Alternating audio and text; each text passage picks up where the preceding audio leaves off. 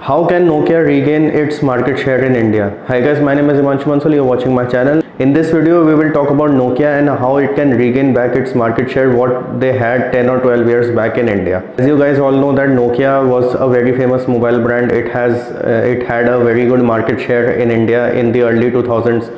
But after that, they failed to adapt to Android and the standards of iOS. But now Nokia is back. And now you see Nokia has entered the Indian market with the right strategy by introducing stock Android mobile phones. But yes, they are somehow lacking behind.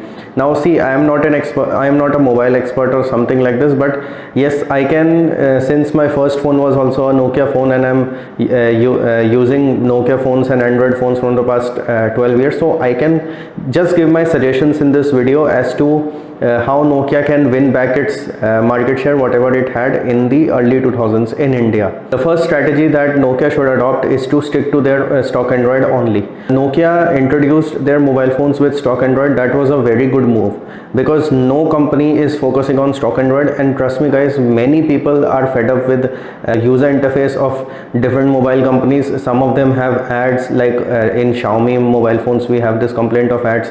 Now even Realme, ColorOS and all those operating systems are also having ads. Most people want a clean operating system without any bloatware, without any unnecessary apps in that. So I think stock Android was a very good move, and Nokia should stick with the stock Android strategy which they had. The second strategy is to introduce only 8 phones every year. Now why I am saying 8 phones, and that is 4 phones every 6 months. And 4 mobile phones in 4 different markets, one for 10,000, one for 20,000, one for 30,000 and one for 40,000. If they introduce 4 mobile phones, one each in all these categories every 6 months, they will be in a very good position, because right now what is happening is most of the companies are confusing the consumers. Consumers are totally confused that they have around 10 choices from the same company within 10 to 20,000 price range.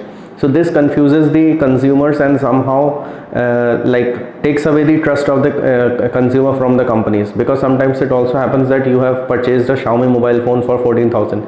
A month later Xiaomi launches another phone with better specifications at the same price. So the consumers think that why the hell do I purchase that phone, and my phone is now outdated and everything. And when it comes to mobile technology, you know that every mobile phone is becoming obsolete in every 2 to 3 months. So I think that one mobile phone in 10,000, one in 20,000, one in 30,000, one in 40,000 will serve all the markets, will serve all types of customers. The third strategy is to provide different specifications in different price ranges. Like I said in the second point, that they should introduce 4 mobile phones, one in 10,000, one in 20, one in 30, and one in 40,000. The 40,000 phone can have a flagship processor. Apart from that, when it comes to 10,000 mobile phone, we can have a normal processor with 4 GB RAM, 64 GB storage. 20,000 can have 6 GB RAM, 128 GB of storage, followed by 8 GB of RAM and 256 GB, and finally the flagship phone they can offer for 12 GB or 10 GB of RAM with 512 GB of storage. What this will do is, this will differentiate their products in such a way that the consumers will not get confused.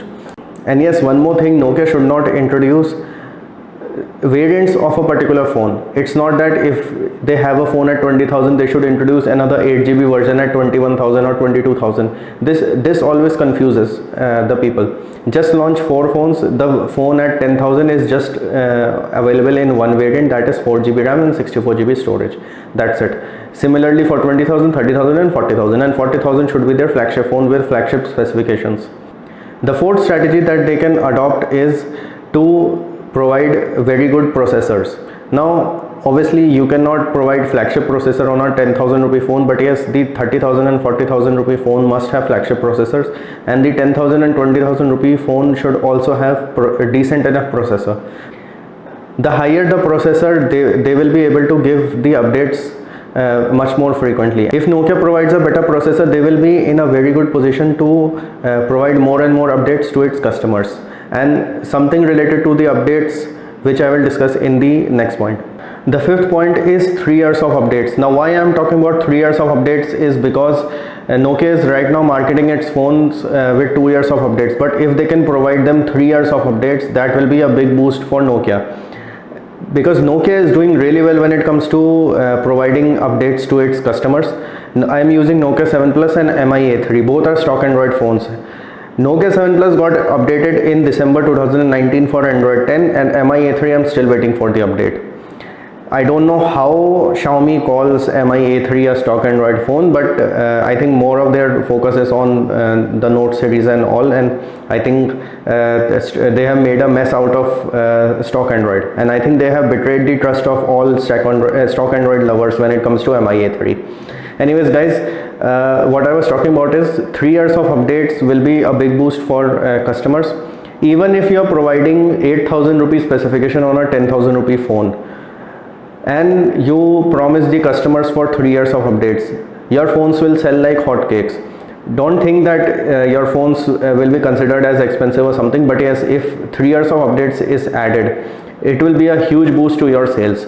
Why Apple and OnePlus phones are selling so much, why people are ready to pay 40, 50, 60, 70,000, even 1 lakh rupees for their phones, because Apple is promising 5 years of updates, and OnePlus gives you 3 years of updates almost.